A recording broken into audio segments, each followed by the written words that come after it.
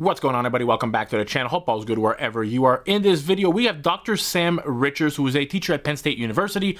I love his content. I will link the full-length video that this clip was taken out from in the description down below. This man puts out great content. Why do you agree with him or not? These are discussions that should be had in university, that used to be had in university, that now, because of a lot of these leftist universities, we are not having anymore. We're just trying to indoctrinate people. This is a clip where he discusses with students the statistics on cops on black crime in America. Let's get into it. All right, here we go. Let's talk about Black Lives Matter. So this guy started it, and here's what he said. Read that.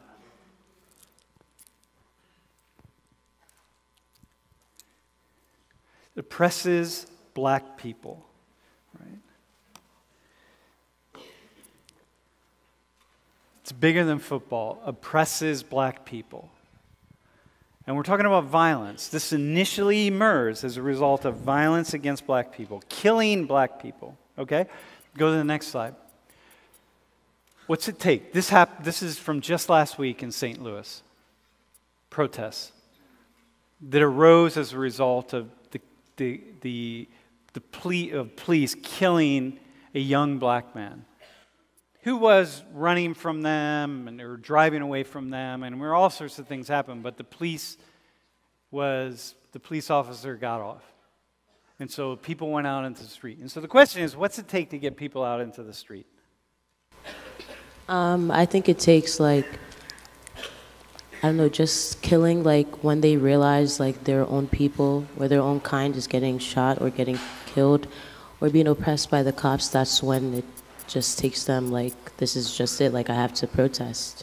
I have to protest. It's done. Yeah. Something happens, something I see, it's done, I'm out, I'm in the streets.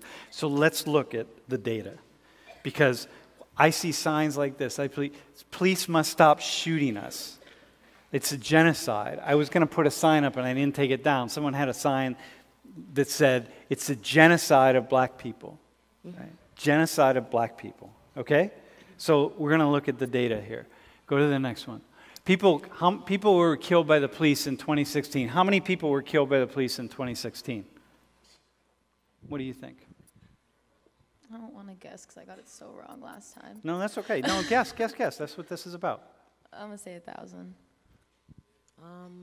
This is all people. It's all people? All people. Wow. I think 1,000 too. What do you all think? What do you think? Come up with a number. Say it to the person next to you.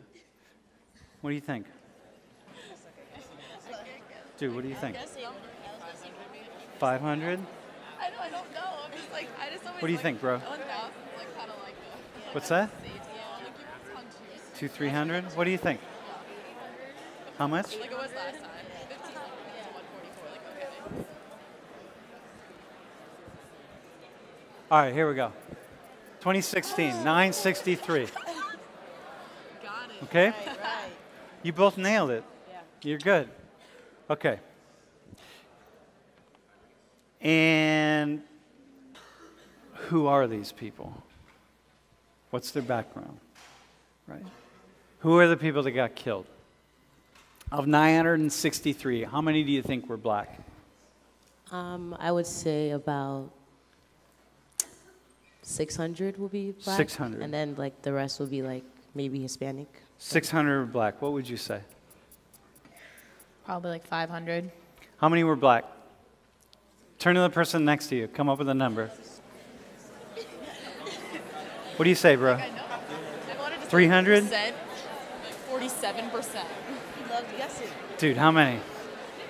I hate feeling stupid. I know. 557. And like, there's a lot of people watching. Dude, how many? What's your name? All right, you ready? Next one. Okay, so here we go.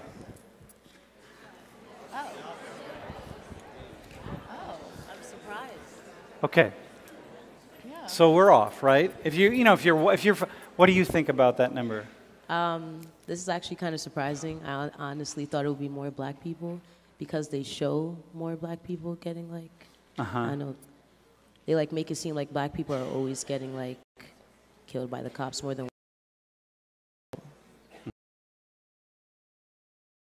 It's this high. That's all I see in media, like on Twitter. I only seen one video of a white guy getting shot like 7 times, but that was just like a couple days ago. Apart from that.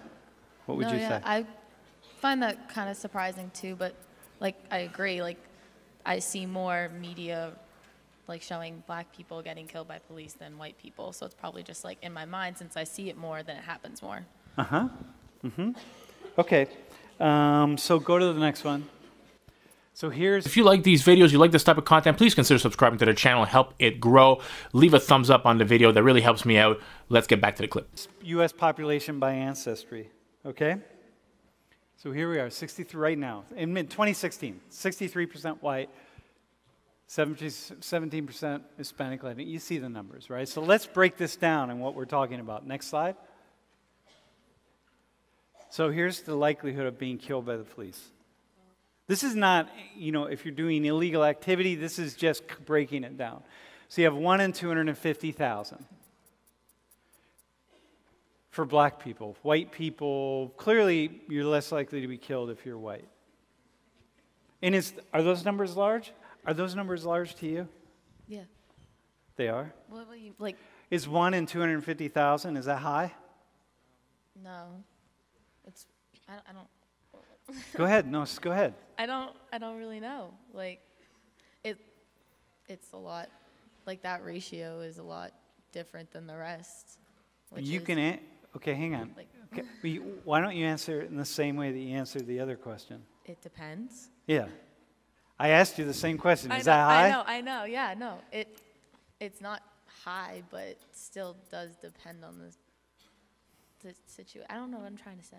No, hang on. I'll help you, though. No, I'm not trying to trap you, by the way. No. The same answer flies Yeah. here. Because it just depends. It's high. It's still 1 out of 250,000 is still high. Yeah. 1 out of 250 million is high. If you're that one person, and if that's your family, like if that's someone in your family, doesn't matter if it's 1 out of 250 million. It matters. If your father's the only police officer that's hurt in the line of duty in all of the next 10 years, that's still too high. It's still unacceptable to you, right? What do you think about the number, 1 in 250,000? I actually think that's, I don't know. I think that's pretty high, just because it's like a person. No matter, like, every life matters. So, like, I think 1 out of 250,000 is like, I don't know. I honestly don't know. Okay, but listen, can I throw something at you now? Yeah. Okay. You see, the one girl, she mentions the media, and the media is a big problem with this. They have an agenda. They're generally very left-leaning.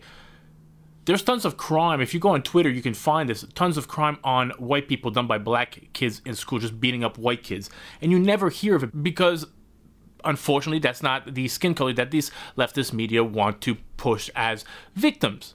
They like to show black people being victims or other ethnicity being victims. I don't blame the other ethnicities. I blame the mainstream media for trying to push a certain narrative. And you see these 2 girls just believe that. Look, we had Daniel Penny, who, you know, unfortunately, that man that he choked on the subway died, but they tried to make this man look like a psychopath. And listen, the fellow that he choked, that was a career criminal who had, you know, on multiple times punched old ladies in the face. He was threatening people on the subway.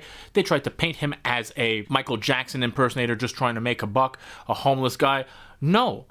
He was a serial criminal. He was in and out of jail. He committed multiple crimes. He had a bunch of restraining orders against him. The same goes for George Floyd. Again, unfortunate that the man died, but one can make a case that the world is a better place without these 2 people. He was high on fentanyl at the time. This is a guy who robbed people, punched women. Listen, he was in jail many times. This was not the right person for them to make a martyr out of. You look at a place like Chicago, every day almost a black person gets, you know, terminated by gun violence.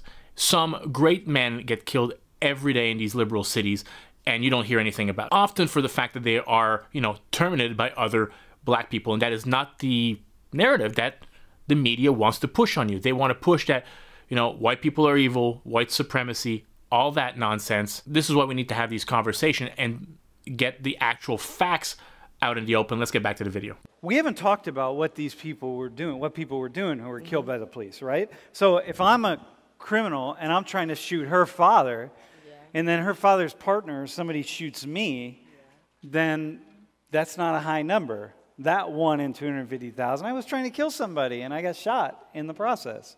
So that's not inherently a problem. It's either I kill this innocent person, like if I'm going to try to kill you, let's say, right? And somebody shoots me, you're like, thank God you shot that knucklehead, right? Yeah. So right now, these numbers don't really mean a lot. Are we cool? They don't really mean a lot because we don't know what they are. So we can say, well, yeah, look, it's 1 in 250. Well, clearly, black people are more likely to get killed. Well, maybe black people are doing more things to provoke the police. So, like, we don't know that. We really don't know yet. So we got to go further. You see, like, you got to keep going further. Are you there? Are you following me? Yeah. I know Okay. All right, man. Are we cool? Got it? This is a thinking class right now. I'm walking you through some thinking. Okay, go to the next one. So 233 black people were killed by the police in 2016 out of a population of 39 million. Okay? How would you answer that young man's question? Am I next? How would you answer his question? I would honestly say yes, because I just feel like, I don't know, like I feel like it's harder being a black male. No, but what do you mean? Like, he's saying, am I next? Yeah. Am I next? You're saying, yes, you are next? I mean, like, not like, I mean, like, he better watch out the things he does. Okay, because, got you. Watch out. Yeah, just watch out because, like, he's kind of like a target, you know? His appearance, you know, he looks like a typical black male, so. Okay, so if he's holding a sign and then I'm holding the sign, or like, I don't know, somebody else who looks more like him, a white guy and a dude, that dude over there who looks like a hippie, right, in the front row. If that dude's holding a sign, you're going to say, yeah, this guy, you should watch your back more than that guy. Yeah, that's my opinion. Okay, no, that's cool. Yeah. What would you say? I think that opinion does make sense. Like, I agree with the, like, watch your back thing, but also, like, watch the situations you get yourself into as well. You know what I, like, if you're in a more dangerous situation, then more can go wrong than if you're not. But I do agree that, like, if a white guy was holding that sign, it would be more likely for the black guy to to be more in danger of getting hurt than the white guy. Okay. All right, let's go one more. Are we cool? Is everyone following here? Are we good? Okay, we're going to go one more. Ready? So how many of the 963 people were unarmed? This is what we're talking about here, right? Remember the story? It's like if I got a gun to the two of you, right? Like I have a gun to your heads. That's very different than if I'm just like walking up next to you or behind you and somebody sees me and shoots me because they think I'm going to do harm to you, right? It's like very different. If I have a weapon, if I don't have, if I say, hey, I'm going to kill these two people and I'm standing here and I have no weapon on me, I have nothing, and the police shoot me anyway, it's very different than if I'm standing here with a knife saying I'm going to kill these two people. Okay, are we good with that? So how many of the 963 people were unarmed? How many do you think were unarmed of the 963?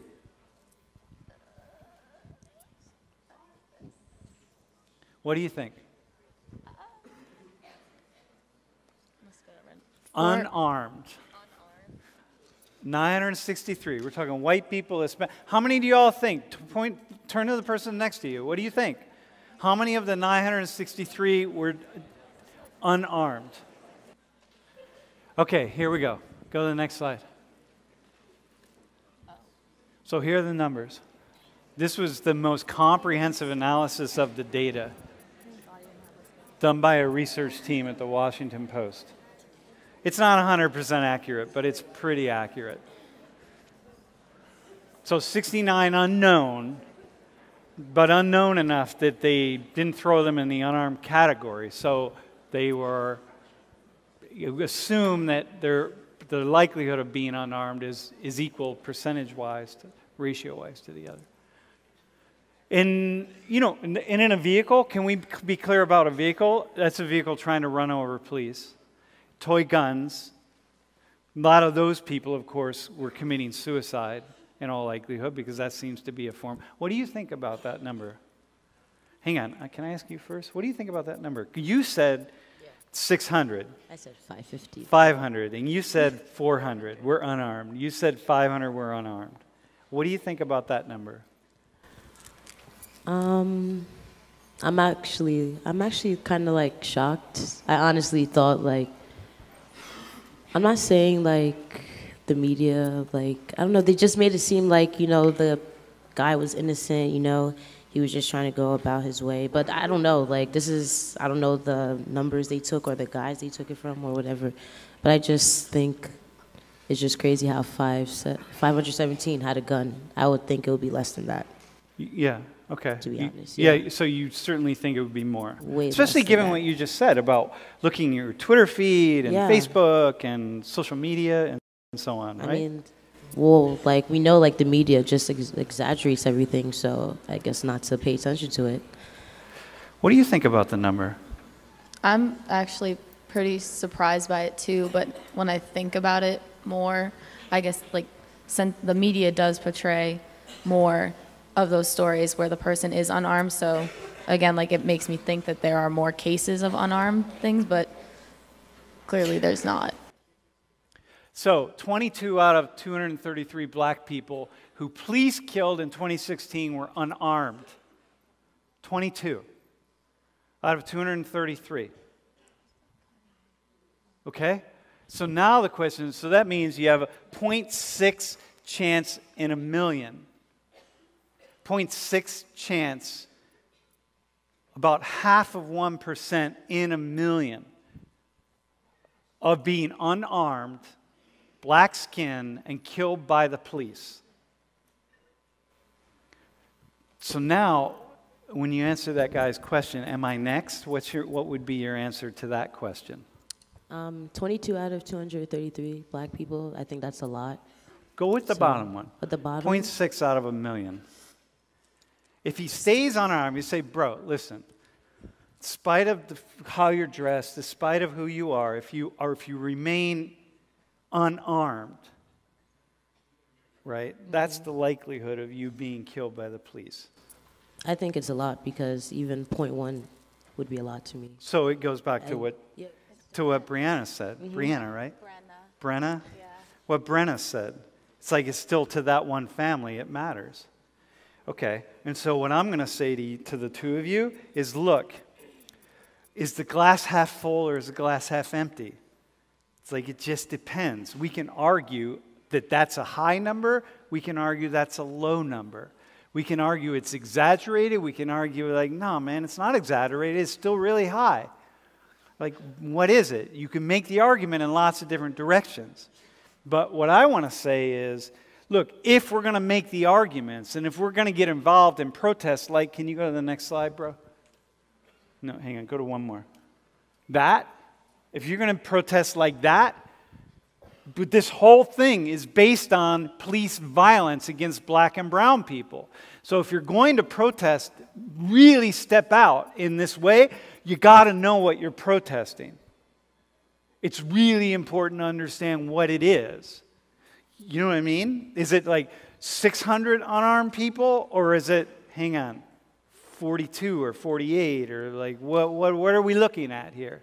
Like, is it a genocide? So when I see someone holding a sign up that says, "Stop the genocide of black people," at a protest, and I'm saying, go back, can you go back 2 slides? I wouldn't call that a genocide. There's a lot happening here, but that's not what I would call it. And so for me, as someone who's talking about race relations, who sees these things from lots of perspectives, it's really important that we know what we're talking about so that we can be confident and have realistic and good conversations. Because I agree with you. I mean, yeah, it's still high. And yet, it's not what most people think. If I took a microphone, if I went to that protest in St. Louis last week and I walked around with the microphone and I started asking people, hey man, how many people was it last year? How many people? And each one of those, and even the people who are armed, it doesn't matter, it's a life, right? But if I start asking that question, people are going to give me these really, really high answers. I'm sure 5,000, 8,000, I have no idea. It's like, no, man, that's not bringing us where we need to go, okay? The media tries to push that all white cops are racist, which is not the case. It's not the case that most police officers are bad people or are racist. Are there racist people? Are there racist police officers? I'm sure there's racist black ones. I'm sure there's racist white ones. I'm sure there's racist Asian police officers. The biggest problem, in my opinion, in the black community is the fatherless home problem. It's over 30% of the black families in America that the kids are in fatherless homes. And if you look at the statistics on fatherless homes, the teen pregnancy, 70% of teen pregnancies, I think, or maybe it's 80 now, are from fatherless home. Incarceration rates, over 77% of people that are incarcerated in the black community are from fatherless homes. School dropouts, over 75% of kids that drop out of high school are from fatherless homes.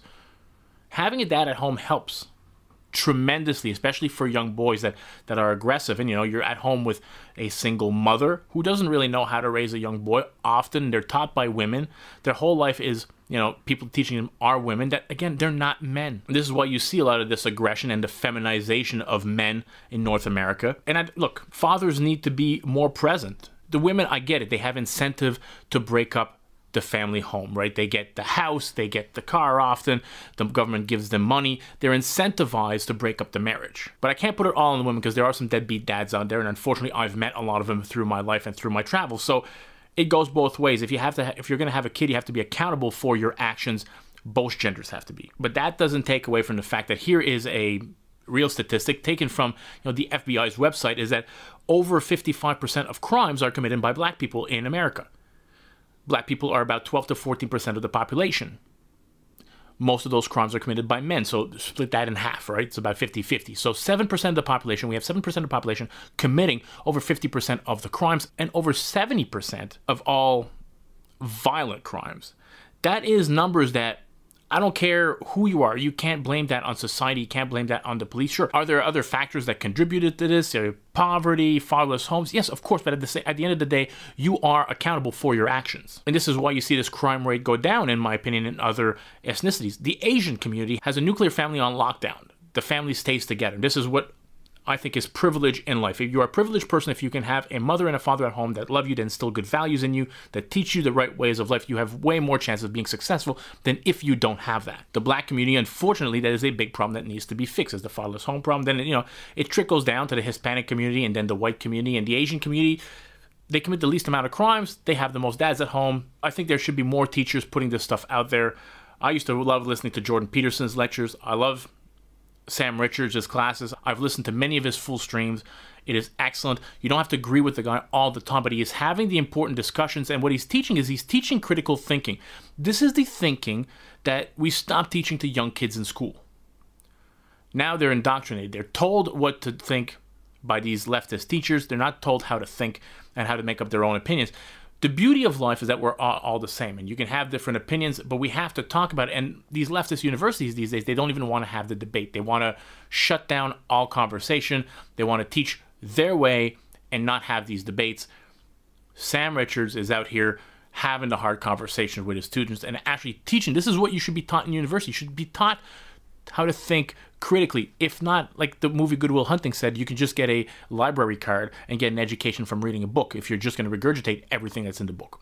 Anyways, I hope you all enjoyed this video. If you did, smash that thumbs up button. Consider subscribing to the channel. Help it grow. Catch you all in the next video. Peace out, everybody.